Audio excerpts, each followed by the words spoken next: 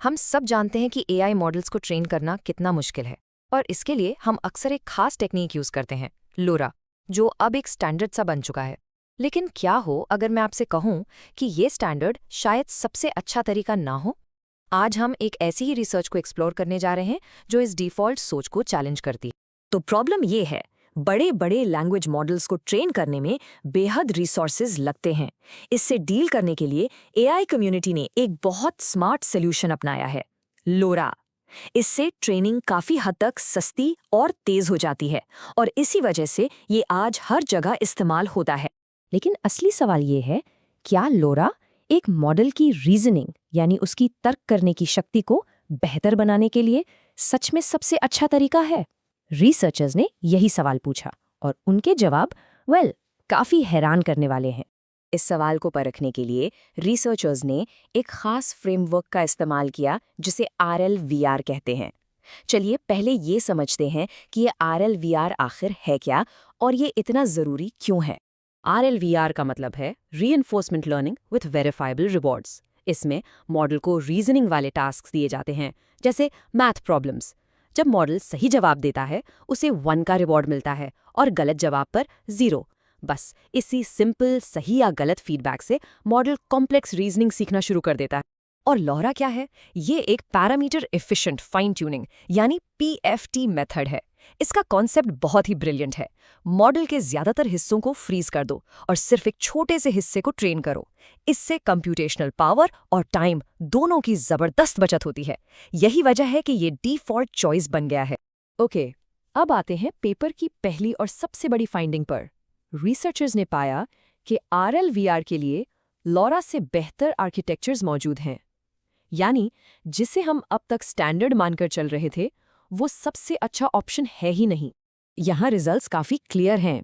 लोरा 42.5% accuracy देता है। अगर हम पूरे मॉडल को ट्रेन करें तो ये 44.9% तक जाता है।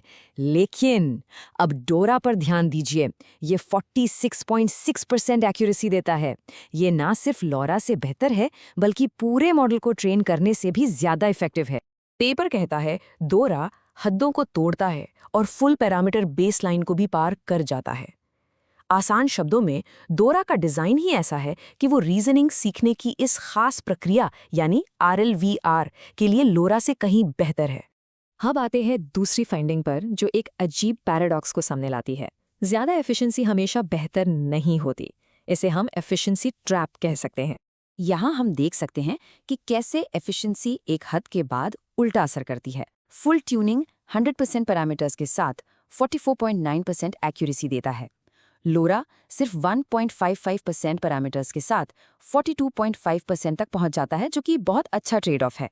लेकिन जैसे हम वरा जैसे और भी एफिशिएंट मेथड्स पर जाते हैं जो सिर्फ 0.0029% पैरामीटर्स ट्रेन करते हैं, एक्यूरेसी गिरने लगती है। और IA3 के साथ जो सबसे कम पैरामीटर्स यूज करता है, परफॉर्मेंस बुरी तरह से क्रैश हो जाती है। तो क्रूशियल पॉइंट ये है कि जब आप पैरामीटर्स को हद से ज्यादा कम कर देते हैं तो एक बॉटलनेक बन जाता है। मॉडल के पास कॉम्प्लेक्स रीजनिंग सीखने के लिए जरूरी प्लास्टिसिटी या लचीलापन ही नहीं बचता। तीसरा फाइंडिंग सबसे टेक्निकल और सरप्राइजिंग है। ये एक ऐसे मेथड के बारे में है जो अचानक और पूरी तरह फेल हो जाता है, जबकि आमतौर पर इसको काफी प्रॉमिसिंग समझा जाता था। इस नंबर पर गौर कीजिए, 0.2%। बस ये पिसा नाम के मेथड की एक्यूरेसी है। इसका परफॉर्मेंस इतना खराब था कि लगभग 0 के बराबर है। इस कैटास्ट्रॉफिक फेलियर के पीछे एक फंडामेंटल वजह है। तो ये मेथड्स फेल क्यों हुए? इसके 2 कारण हैं। पहला, पैसा।